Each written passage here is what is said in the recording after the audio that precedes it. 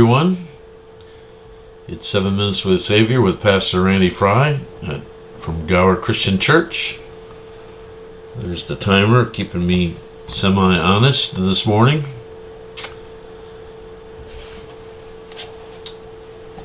Right now I'm just started reading through 1 Peter's first letter in the New Testament as part of my morning quiet time, devotional time. And I ran across this kind of Eastery text. Think about this for a minute. Here's 1 Peter 1:18 and 19. You know that you are ransomed from the futile ways inherited from your ancestors, not with perishable things like silver or gold, but with the precious blood of Christ, like that of a lamb without defect or blemish.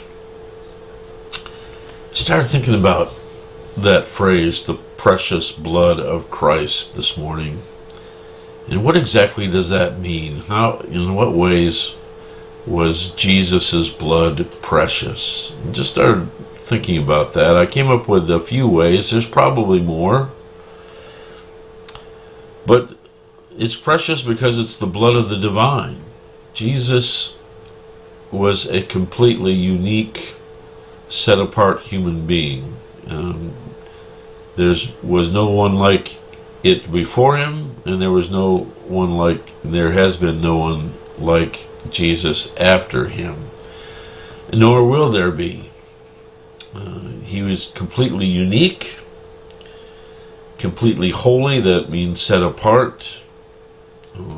And this is the blood of God's only Son, and that's what makes it precious. It's just a completely unique, speaking in a literal sense, completely unique in this world. The Old Testament said that life is in the blood, and that's why Jewish people are not permitted to eat meat that has blood in it. The whole deal about kosher meat is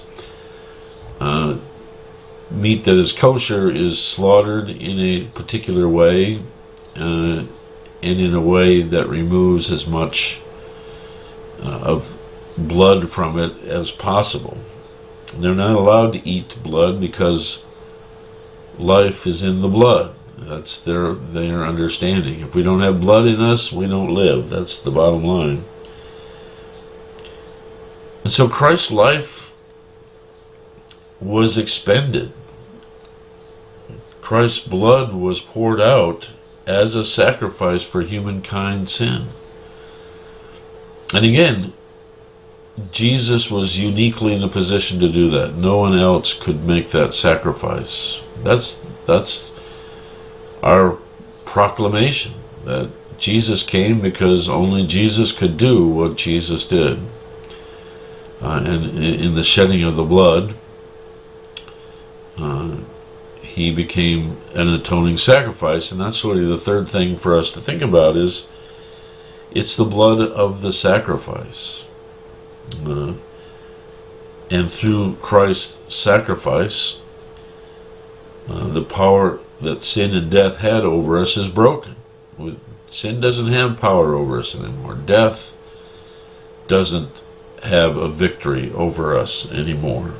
And it's what enables us to have a right relationship with God.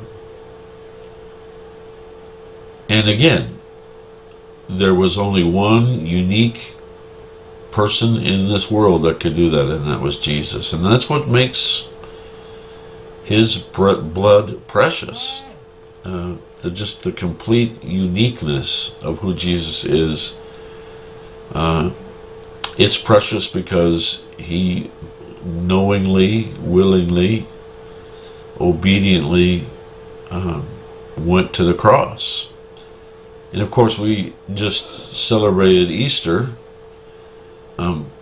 All the promises about having a right relationship with God, that sin, the power of sin and the power of death is broken over us, All that is proved in the resurrection. God has the power to do that. God has the will to do that.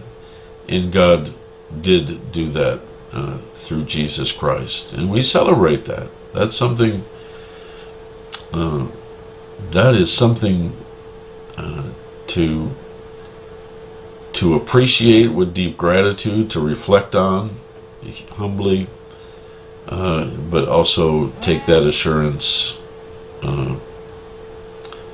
joyfully into our living and into our life.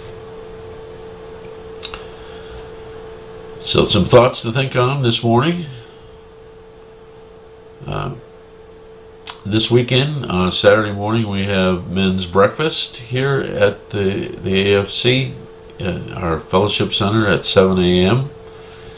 And usually some good grub and good conversation, 7 to about 8 for men's breakfast. We have worship on Sunday, usual worship. Please note that Sunday school now starts at 9:15 for all classes. 9:15. And we have classes available for all ages. We have a coffee hour that starts at about 9:45 that we really invite people to come and meet us if you don't know us, and just spend that time in fellowship. And worship is at 10:30. We meet in our sanctuary. We have been for some time now, but also provide a live stream for you on our Facebook page and YouTube channel. Sunday evening at 6, the youth groups are meeting, and you're encouraged to wear work clothes. We're going to be out in the community doing some service projects, probably doing some spring yard cleanup and things of that nature. Lots of fun. It really is. I know it sounds like work, but we managed to also enjoy each other's company and serve the community at the same time. So 6 o'clock, youth group kids, 3rd grade through high school, we're meeting at church, and then we'll go to the various sites where we're going to be doing some work, and we'll come back to the AFC for dinner after that.